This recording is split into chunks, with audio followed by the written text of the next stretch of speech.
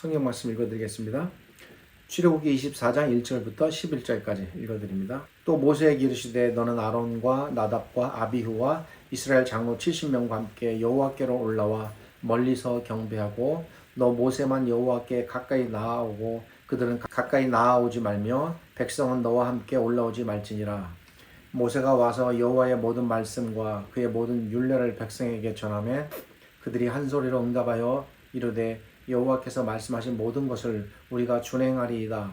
모세가 여호와의 모든 말씀을 기록하고 이른 아침에 일어나 산 아래에 제단을 쌓고 이스라엘 12지파대로 12기둥을 세우고 이스라엘 자손의 청년들을 보내어 여호와께 소로 번제와 화목제를 드리게 하고 모세가 피를 가지고 반은 여러 양푼에 담고 반은 제단에 뿌리고 언약서를 가져다가 백성에게 낭독하여 듣게 하니 그들이 이르되 여호와의 모든 말씀을 우리가 준행하리이다.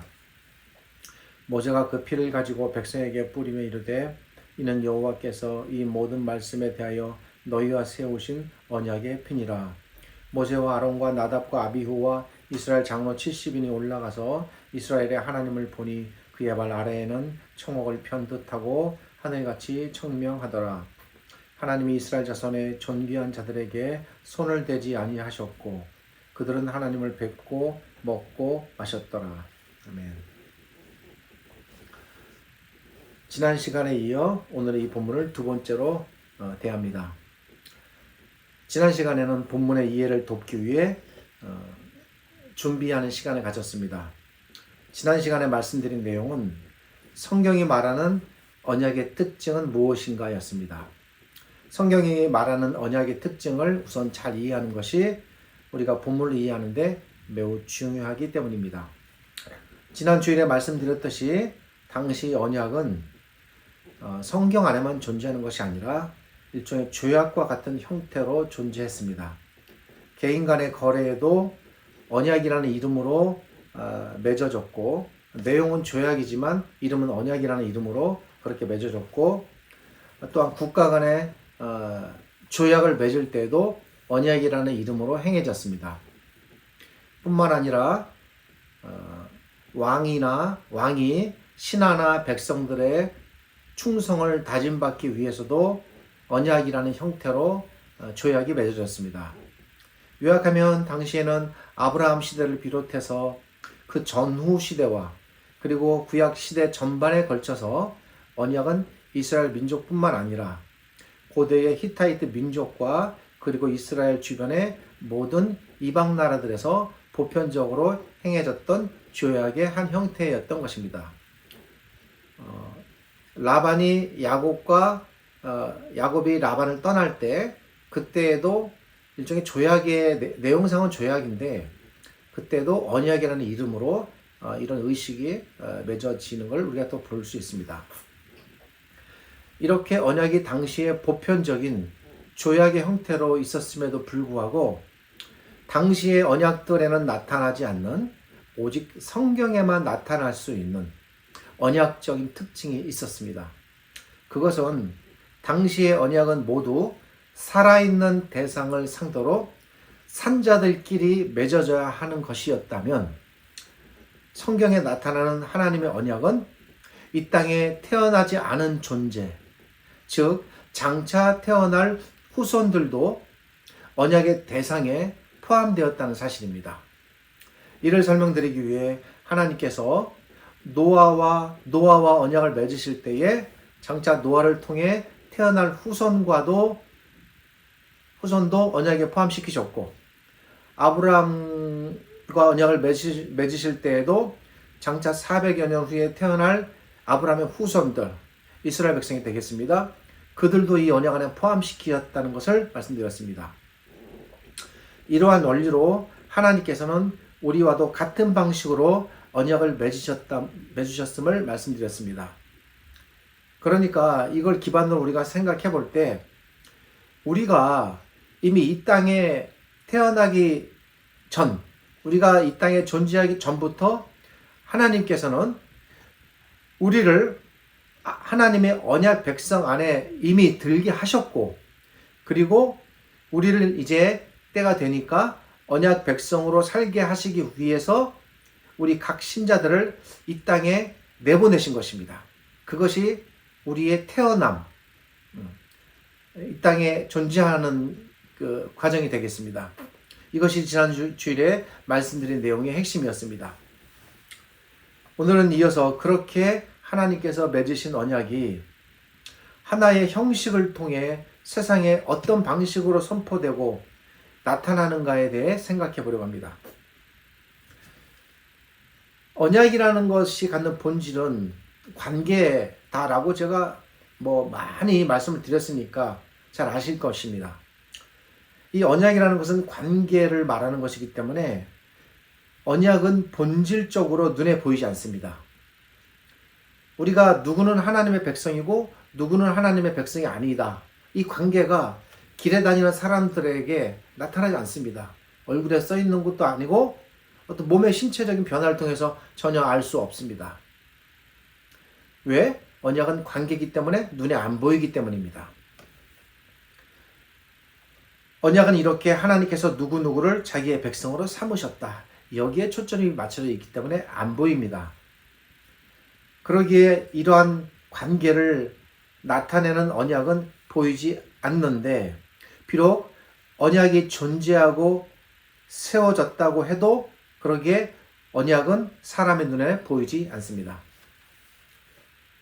그래서 하나님께서 한 가지를 준비하셨습니다. 그것은 눈에 보이지 않는 언약을 어떻게 하면 눈에 보일 수 있게 할까라는 것입니다. 제가 이제 제 식대로 조금 부드럽게 이렇게 표현해 본 겁니다. 보이지 않는 언약을 보이는 언약으로 나타내 주시기 위해서 하나님께서 이렇게 준비해서 알려주시는 게 있습니다. 그것을 다른 표현으로 우리가 언약 형식이라고 합니다. 언약 자체는 비록 눈에 보이지 않지만 언약을 하나의 형식에 담아서 보여준다면 그 형식을 통해서 사람들은, 또 우리는 하나님과 사람 사이에 이제 언약이 맺어졌구나. 언약 자체는 안 보이지만 그 형식을 통해서 언약이 맺어졌구나. 알고 있는 것이, 이렇게 알게 되는 것입니다. 그래서 성경에 나타나는 것이 뭐냐면 언약 형식이라는 것입니다. 본문이 바로 이 언약의 형식에 관한 내용을 우리에게 알려주고 있습니다. 성경에 구체적으로 언약의 형식이 나타나는 경우는 두 곳입니다. 창세기 15장과 그리고 출애굽기 24장입니다. 원고에 14장이라고 지금 오타가 났습니다. 지금 다시 또 보니까 그 부분 이해해 주시고 들어주시면 감사하겠습니다. 24장으로 정정합니다. 비록 성경에 이 외에도 언약이 맺어지는 기록들이 모압 언약이나 또 다윗 언약과 같은 기록을 통해서도 나타나지만 언약이 체결되는 매우 구체적인 과정, 언약 형식이 나타나는 곳은 창세기 15장과 출애굽기 24장 두 곳입니다. 이런 면에서 언약 형식이 성경에 이렇게 아주 세세하게 묘사되는 것은 거의 유일하게 두 곳이다라고 볼 수 있겠습니다. 모압 언약과 다윗 언약, 제가 방금 말씀드렸습니다. 역시 언약을 이해하는 데 매우 중요한 언약입니다. 특별히 우리가 가나안 땅과 관련해서 모압 언약을 이해하는 것이 매우 중요한데, 신자들은 아마 모압 언약이라는 것은 이름 자체도 생소해 하실 것입니다.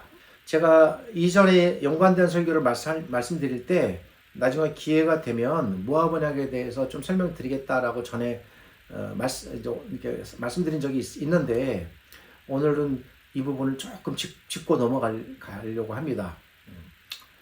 모압 언약에 대해서 잠시 설명드리면 다음과 같습니다. 간략하게 설명드리겠습니다. 잘 들으시면 오늘 설교 안에는 우리가 성경을 통해서 배워야 할 유익한 내용들이 많이 들어있으니까 아마 도움이 되시리라 생각합니다. 하나님께서 모세를 통해 이스라엘 백성과 맺은 언약은 그 장소를 따라서 불려집니다. 장소를 따라서 시내산 언약과 모압 언약으로 나뉘어집니다. 시내산 언약은 출애굽기 24장에 등장하는 것이고 우리가 지금 다루고 있습니다. 이스라엘 백성이 애굽을 나온 직후에 시내산, 또 다른 말로는 호렙산에서 맺어진 언약을 말합니다. 이 언약이 시내산에서 맺어졌다고 해서 성경학자들은 이것을 시내산 언약이다라고 부릅니다. 뭐 호렙산으로도 불리니까 호렙산 언약이다라고 불러도 되겠습니다. 반면 모압 언약은 신명기 29장 1절에 등장하는데 그 내용은 다음과 같습니다. 호렙에서, 여기서는 시내산이 호렙으로 지금 명명되고 있습니다. 호렙에서 이스라엘 자손과 세우신 언약 외에, 그때 하나의 언약을 맺었는데 그 외에 여호와께서 모세에게 명령하여 모압 땅에서 그들과 세우신 언약의 말씀은 이러하니라. 여기서 호렙에서 이스라엘 자손과 세우신 언약이라는 것은 지금 우리가 들여다보고 있는 출애굽기 24장의 시내산 언약을 말하는 것이며, 그리고 이 신명기 29장 1절은 이 외에 하나의 언약이 더 있는데 하나님께서 모세를 통해 이스라엘 백성과 모압 땅에서 언약을 맺으셨다라는 것입니다. 이것을 학자들은 모압 언약이다라고 이제 이렇게 이름을 붙였습니다. 시내산 언약이 이스라엘 백성의 출애굽 직후에, 제가 지금 말씀드리는 것은 뭐냐면, 시내산 언약과 모압 언약이 본질은 같지만 그럼에도 불구하고 차이점이 존재합니다. 그게 뭔가를 이제 말씀드리려고 하는 겁니다. 시내산 언약이 이스라엘 백성의 출애굽 직후에 맺어진 언약이라면, 시기적으로 그렇습니다. 출애굽 직후. 그리고 그러니까 자연히 이 언약의 대상자들은 출애굽 1세대들을 대상으로 맺어진 언약이 되겠습니다. 반면에 모압 언약은 광야 생활 40년이 거의 끝나갈 무렵에 모세가 죽음을 맞기 직전에 세워진 언약입니다. 그러기에 이 모압 언약의 대상자들은 출애굽 1세대가 아닌, 그러니까 시내산 언약에 참여했던 사람들이 아닙니다. 그들은 이미 거의 다 죽었습니다. 그들이 아닌 모세와 여호수아와 그리고 갈렙을 제외한 대부분의 이스라엘 백성 1세대들이 죽고 난 이후에 광야에서 새롭게 태어난 광야 2세대와 3세대가 이 모압 언약의 언약 대상자들이 되겠습니다. 그러니까 대상자가 바뀌었다는 측면이 있습니다. 언약의 대상자가 출애굽 1세대에서 광야 2세대와 3세대로 바뀌었다는 부분이 시내산 언약과 모압 언약의 주된 차이며 특징이 되겠습니다. 당시 광야 2세대와 3세대는 어떤 세대입니까? 출애굽을 경험한 세대가 아닙니다. 또 애굽에서의 생활을 경험했던 세대도 아닙니다. 경험했다 해도 아주 어렸을 때 10세 이하의 어렴풋한 어린 시절의 기억일 뿐입니다. 그들은 출애굽의 전 과정을 자기 아버지들 세대처럼 생생하게 경험하지 못했으며 홍해바다 사건이나 출애굽 초기의 역사적 사건들을 거의 대부분 경험하지 못한 세대입니다. 그러한 광야 2세대와 3세대는 이제 곧 가나안 땅에 들어가야 하는 세대이고 눈앞에 두고 있는 상황입니다. 따라서 그들은 자신들의 아버지 세대가 하나님과 시내산에서 맺은 시내산 언약에도 이들은 참여하지 못했습니다. 아주 어렸을 때 유치원생 정도의 나이에 참여했거나 아니면은 새로 태어난 세대들입니다. 그럴지라도 그들은 자신들의 아버지 세대가 맺었던 이 시내산 언약이 뭔가를 알아야 했고, 왜냐하면 그 시내산 언약은 그 후손들도 다 포함시키는 언약이었고 후손들도 태어날 후손들도 그 언약을 따라 살아야 했기 때문에 당연히 거기에는 참여 못했어도 시내산 언약을 이들은 알아야 했습니다. 이해되시죠? 그리고 시내산 언약의 정신을 따라서 이제 들어가게 될 가나안 땅에서 하나님의 언약 백성으로 살아가야 하는 세대들입니다. 이 하나님께서는 시내산 언약에 참여하지 못한 이 새로운 세대들에게 시내산 언약을 통해 주셨던 하나님의 언약을 이들에게 각인시키시고 그들이 가나안 땅에 들어가서도 하나님의 언약 백성으로 살아가도록 하시기 위해서 이제 그들을 대상으로 하는 두 번째 2차 언약을 맺게 되는 것입니다. 그것이 모압 들판에서 맺어졌다고 해서 모압 언약이라고 부르는 것입니다.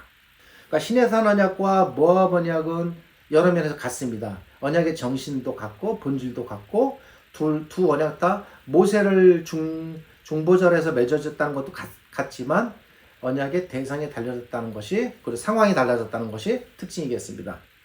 그러기에 모압 언약은 정리하면 광야 2세대와 3세대가 그들의 아버지 2세대가 시내산에서 맺은 언약을 잘 깨닫고 나아가서 가나안 땅에서 흔들림 없이 하나님의 언약 백성으로 살아가도록 하시기 위한 하나님의 준비요 배려이고, 그리고 하나님께서 모세를 통해 이 언약을 또 맺게 하셨다는 것입니다. 그래서 이 모세 언약도 이 들어가서 살아야 될 2, 3세대들에게는 굉장히 중요한 언약이 됩니다. 이 언약이 모압에서 맺어졌다고 하여 이를 모압 언약이다라고 부릅니다. 하나님께서 모세를 통해 맺으신 언약을 모세 언약, 모세를 통해 맺은 언약을 모세 언약이라고 부르는데, 이 모세 언약은 지금 설명을 드렸듯이 맺어진 장소를 따라서 1세대들에게는 시내산 언약, 그리고 2, 3세대들에게는 모압 언약으로 나뉘어지게 됩니다.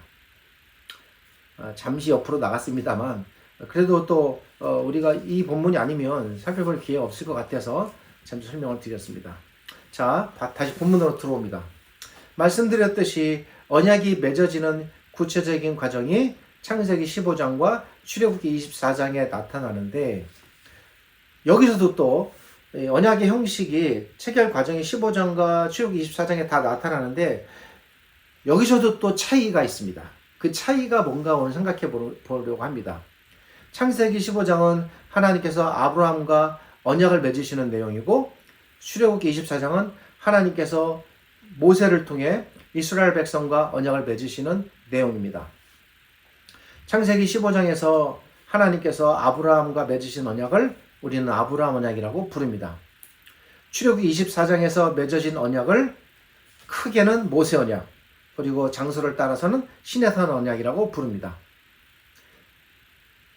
모세를 통해 맺어졌기에 이건 모세 언약이라고 불러도 되고, 또 시내산에서 맺어졌기에 시내산 언약이라고 불러도 됩니다. 창세기 15장의 아브라함 언약과 출애굽기 24장의 이 시내산 언약은 중요한 차이가 존재합니다.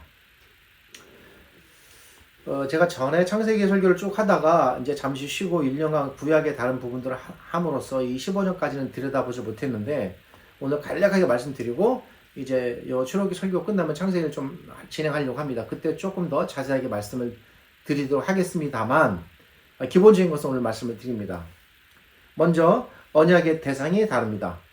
아브라함 언약의 대상자는 당연히 아브라함과 그리고 장차 태어날 아브라함의 후손이 되겠습니다. 그 후손은 넓게는 이스라엘 백성입니다. 반면에 모세 언약에서 언약의 대상자는 모세를 중심으로 하고 시내산 아래에 모여있는 이스라엘 백성과 그리고 그 백성들이 가나안 땅에 들어가서 살게 될 그 후손들까지 다 포함합니다. 언약의 대상에 있어서 차이가 존재합니다. 또 언약의 방식에도 약간의 차이가 있습니다. 아브라함 언약에서는 하나님께서 아브라함으로 하여금 새를 비롯해서 몇 가지 동물들을 쪼개어 잡게 하셨습니다. 왜 이런 일들이 벌어졌는가는 나중에 창세기 설교에서 말씀드리겠습니다. 하나님께서 타는 횃불의 형태로 밤에 홀로 쪼개어진 동물들의 사체들 사이로 지나가심으로써 언약이 맺어졌습니다. 왜 이것이 언약이 체결되는 과정이라고 볼 수 있는가? 이 부분도 상세한 것은 나중에 설명드리겠습니다.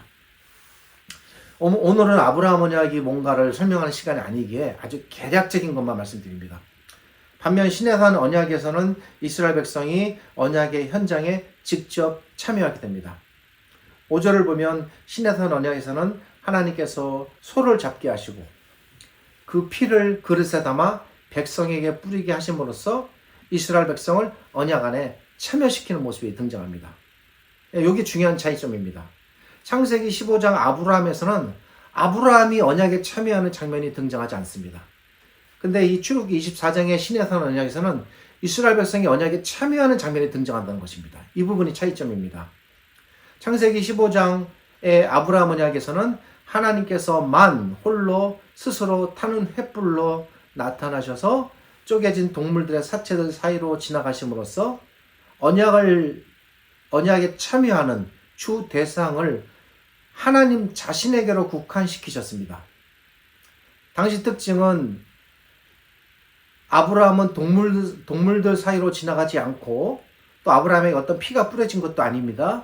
오직 하나님만이 홀로 지나가심으로써 하나님께서 언약을 지키지 않을 것에 대한 징벌적 저주를 하나님께서 스스로 홀로 자신에게만 적용시키셨다는 사실입니다. 이것이 갖는 구체적인 의미는 나중에 설명 또 드리겠습니다.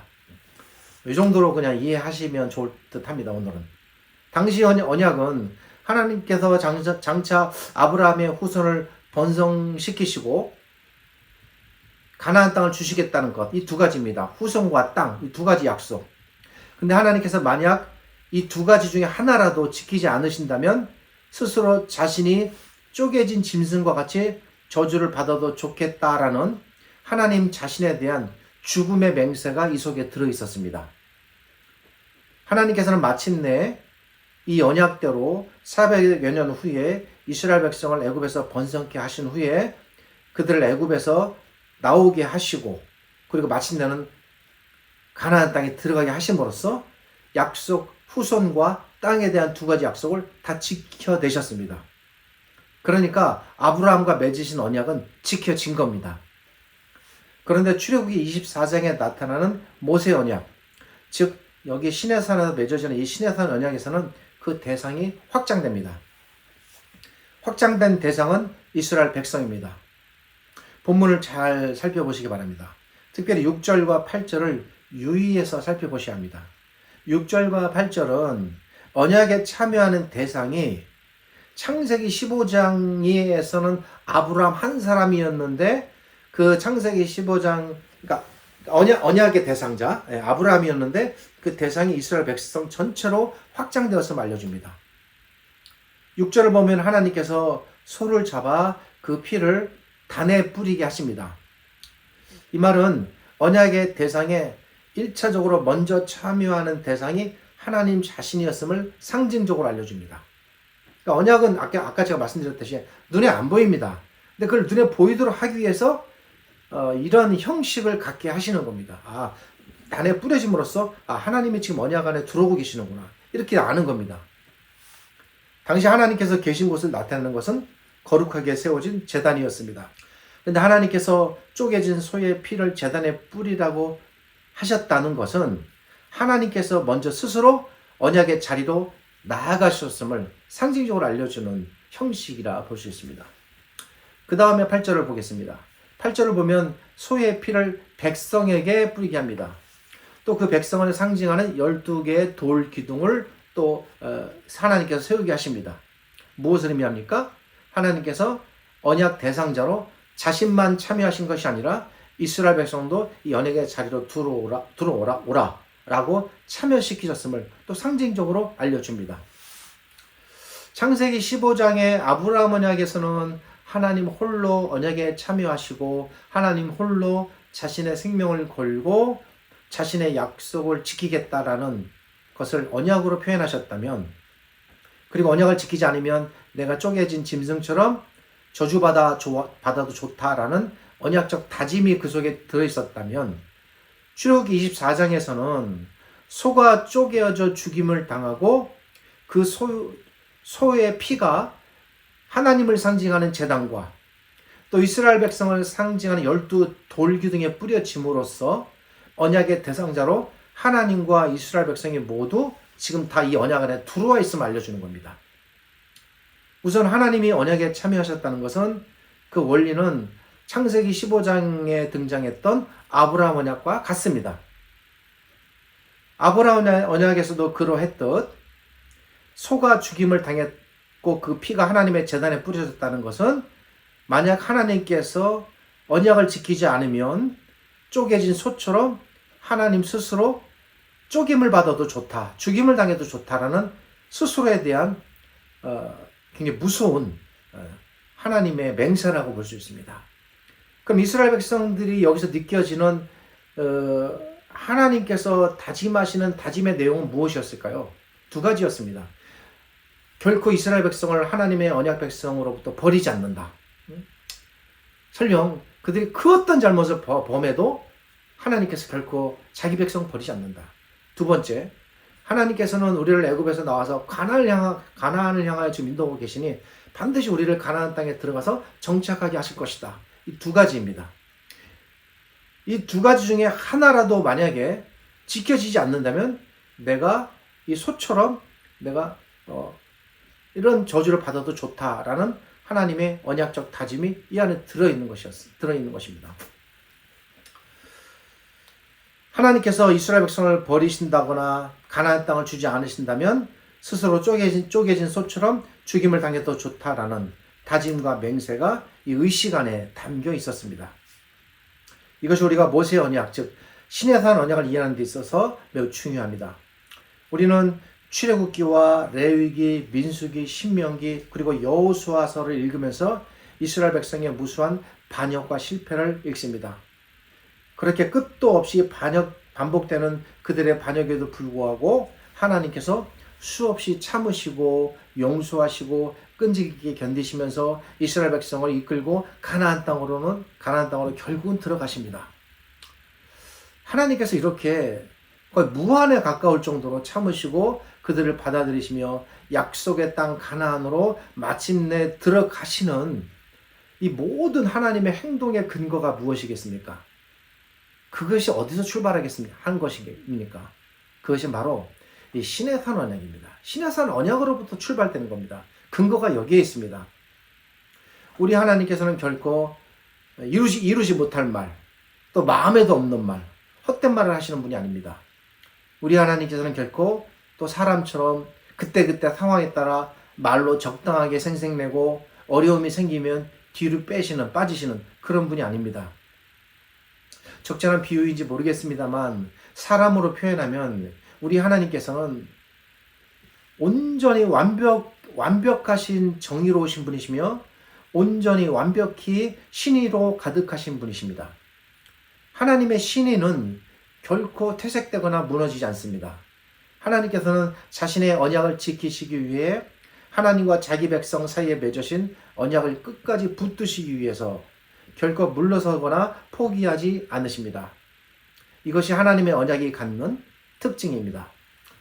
이것이 또한 당시에 오직 성경에만 나타나는 사람들 사이에서 나라들 사이에서 맺어지는 다른 인간들 사이의 언약과는 도저히 거기서 발견되지 않는 하나님의 언약의 특징입니다. 지상에는 존재하지 않는 하나님만의 언약입니다. 하나님과 우리 사이에 맺어진 언약도 이와 같은 원리 속에서 맺어졌다는 사실을 우리가 잘 이제 알아야 합니다. 이 부분까지 나아가야 합니다. 우리 한번 상식적으로 생각해 봅시다.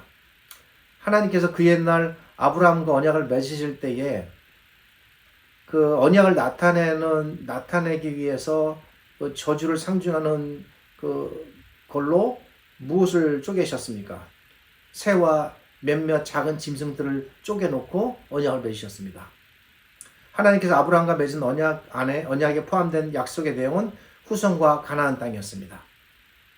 하나님께서 자신이 맺으신 언약을 지키셨습니까? 안 지키셨습니까? 분명히 지키셨습니다. 하나님께서 지키셨다는 증거가 바로 이 출애굽기 19장부터 24장에 우리가 살펴보는 이 성경의 기록들입니다. 하나님께서 지키셨기 때문에 이스라엘 백성이 지금 시내산에 도착해서 시내산 언약을 지금 맺고 있는 것입니다.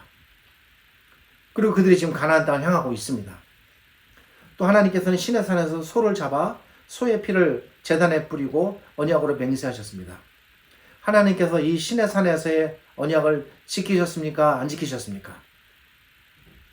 지키셨습니다. 그 증거가 바로 이후의 기록으로 나타나는 출애굽기, 레위기, 민수기, 신명기 그리고 여호수아의 가나안 정복기들입니다. 우리는 이 책들을 읽을 때에 그러니까 출발점을 어디서부터 잡아야 되냐면 언약으로 잡아야 돼요. 언약적 관점에서 읽어야 합니다. 우리 하나님께서 이렇게 자기 언약을 신실하게 지켜 나가셨구나. 이런 것들을 생각하며 이런 심정으로 이 성경들을 읽어내야 하는 것입니다. 그렇게 읽어야만 이 성경들이 제대로 읽혀지고 제대로 볼 수 있는 시야가 열립니다. 결코 성막이나 율법의 정보를 알려줄 목적으로 쓰여진 지루하고 고루한 책이 아닙니다. 하나님께서 이렇게 아브라함 시대의 동물들을 통해 맺으신 언약을 지켜내셨고 또 시내산에서 소를 쪼개어 맺으신 언약을 신실하게 지켜내셨다면 논리적으로 생각해 봅시다. 그보다도 훨씬 더 희생이 크고 훨씬 더 그 대가가 어마무시하고 비교할 수조차 없을 정도로 엄청난 위대한 그 어떤 것을 희생시켜 언약을 맺으셨다면 그 언약의 성취와 보장성은 얼마나 더 확고하고 분명하겠습니까? 오늘 우리가 본문을 통해서 생각해 보고자 하는 부분이 바로 이 지점입니다. 언약의 보장성에 대한 문제입니다. 아브라함 언약, 모세 언약 다음으로 하나님께서 언약의 희생 제물로 삼으신 그 제물이 무엇입니까? 아들이신 그리스도, 우리 예수님입니다. 우리 주님이신 예수 그리스도께서 친히 양과 소와 같이 십자가에서 그 몸이 언약의 제물로 드려져 쪼개져서 언약이 맺어진 것입니다. 주님이 언약의 제물이 되신 것입니다. 우리가 아는 신약의 히브리서 전체가 바로 이 관점에서 쓰여진 책입니다. 잘 읽으십시오. 작은 동물의 희생의 언약도 소중히 지켜졌고, 창세기 15장의 아브라함입니다. 소의 희생의 언약도 어김없이 지켜졌다면 모세 언약, 시내산의 언약입니다. 하나님께서 자신의 아들을 죽이셔서 그 아들의 피로 맺어진 이 언약은 더 얼마나 확고하게 이루어지겠습니까? 무슨 언약입니까? 이것이 새 언약입니다. 이 새 언약이 이미 구약에서부터 등장합니다. 그러니까 우리는 깨달아야 합니다. 하나님께서 우리와 맺으신 언약은 양보다도 크고 소보다도 크다는 사실을 알아야 합니다.